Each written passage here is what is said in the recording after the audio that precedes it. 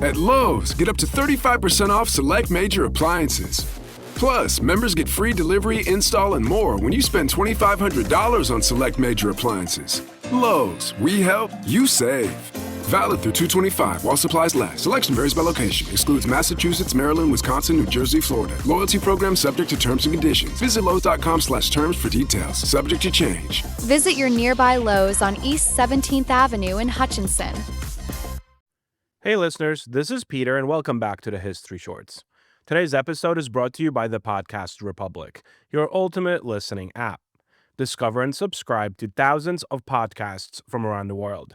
Download Podcast Republic today, available on Google Play and the Apple App Store. Today on History Shorts, if you want to understand how the United States became a global power, don't start with World War II. Start with a stick. Not a metaphorical one, a real one, backed by steel battleships, expanding naval bases, and a president who believed that power only mattered if others knew you were willing to use it. At the turn of the 20th century, America was still figuring out what kind of a nation it wanted to be. By the time Theodore Roosevelt left office, that question had been answered, and quite loudly. This is the story of the Big Stick Policy and how one man transformed the United States from a continental republic into a world power. We'll finish with a history brief, which goes back to They Never Said It.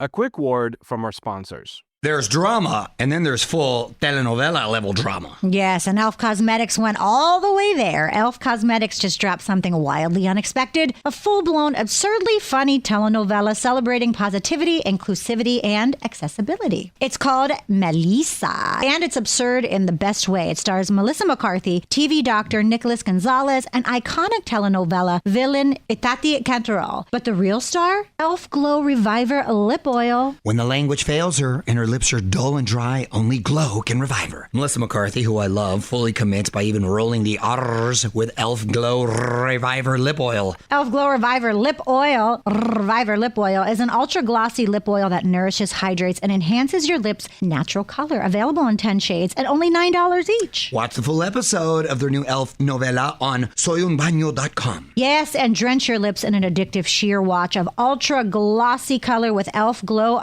Reviver Lip Oil. This day in history. On February 28, 1953, scientists James Watson and Francis Crick announced that they had discovered the double helix structure of the DNA. The breakthrough transformed biology, medicine, and our understanding of life itself. On February 28, 1983, the final episode of MASH aired on American television, becoming the most watched TV broadcast in U.S. history at the time. Story of the day. The phrase itself came straight from Roosevelt's pen. Speak softly and carry a big stick. You will go far. It was not a joke, it was not bravado, it was a worldview. Roosevelt believed diplomacy worked best when backed by unquestionable strength. Words mattered, but force made them credible. This idea would become the foundation of American foreign policy in the early 1900s, especially in the Western Hemisphere. By the 1900s, the United States was changing fast. Its economy was booming. Its industrial output rivaled Europe's great powers. Its population was surging, but its foreign policy still reflected a younger, inward-looking nation. The Spanish-American War changed all of that. America emerged with overseas territories, Puerto Rico, Guam, the Philippines, and a new sense of global responsibility. Roosevelt, who had charged up San Juan Hill and returned a national hero, believed the country could no longer hide behind oceans. Power, he argued, had obligations. Roosevelt's biggest obsession was the Navy. He had studied history, especially the rise and fall of empires, and concluded that sea power determined global influence. As president, he pushed relentlessly for naval expansion. Steel battleships, modern fleets, global coaling stations. And in 1907, he made his point unmistakably clear. 16 American battleships, gleaming white, steamed around the world in what would become known as the Great White Fleet. The message was simple: America had arrived, and it could reach you. Nowhere did the big stick loom larger than in Latin America and the Caribbean. Roosevelt believed instability in the region invited European intervention, something that he considered unacceptable. So in 1904, he added a bold extension to the Monroe Doctrine, the Roosevelt Corollary. The United States, he declared, had the right, even the duty, to intervene in Latin American nations to prevent chaos, debt default, and European interference. In practice, this meant something blunt. America would act as the hemisphere's policeman. It was controversial, it was paternalistic, and it was undeniably powerful. The most dramatic expression of the big stick came in Central America. The United States wanted a canal, a shortcut between the Atlantic and Pacific Oceans that would transform global trade and naval power. Negotiations with Colombia stalled, so Roosevelt acted. In 1903, the U.S. supported a Panamanian revolt against Colombian rule, and then immediately recognized the new nation.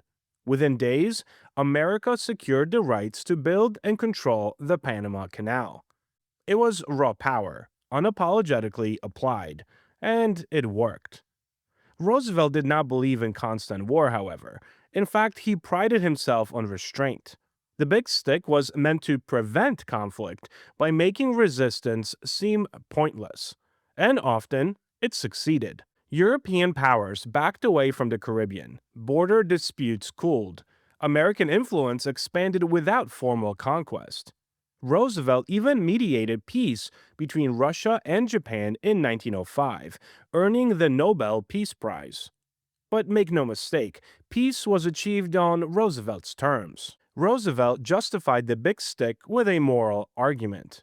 He believed strong nations had a responsibility to maintain order, and that the United States, for all of its flaws, was preferable to old world empires.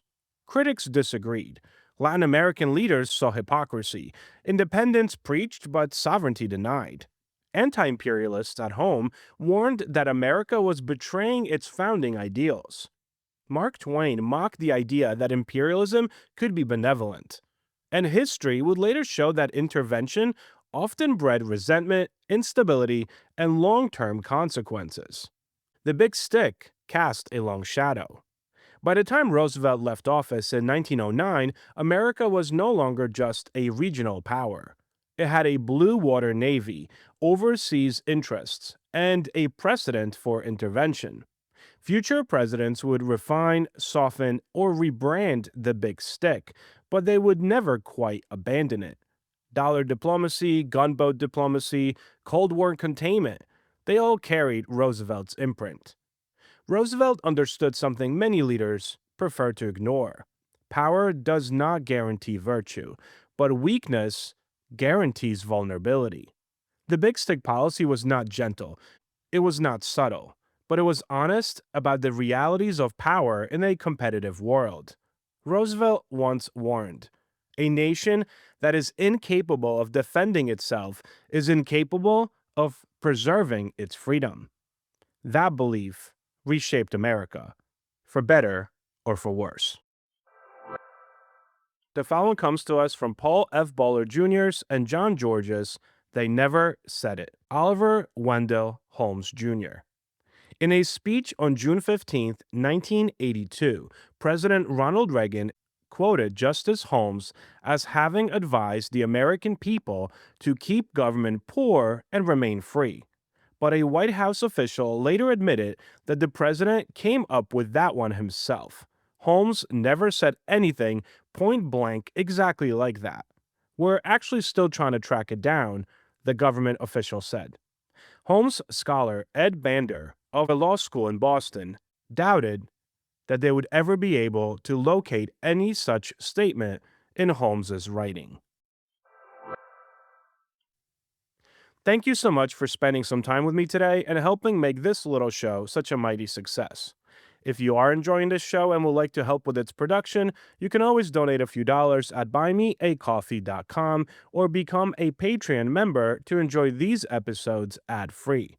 Both of those links can be found on our website at www.historyshortspodcast.com. Have a great rest of your day, and I will talk to you all again tomorrow. Marketing is hard. But I'll tell you a little secret. It doesn't have to be. Let me point something out. You're listening to a podcast right now, and it's great. You love the host. You seek it out and download it. You listen to it while driving, working out, cooking, even going to the bathroom. Podcasts are a pretty close companion. And this is a podcast ad. Did I get your attention? You can reach great listeners like yourself with podcast advertising from Libsyn Ads. Choose from hundreds of top podcasts offering host endorsements, or run a pre-produced ad like this one across thousands of shows to reach your target audience in their favorite podcasts with Libsyn Ads. Go to libsynads.com, that's Libsyn ads.com today.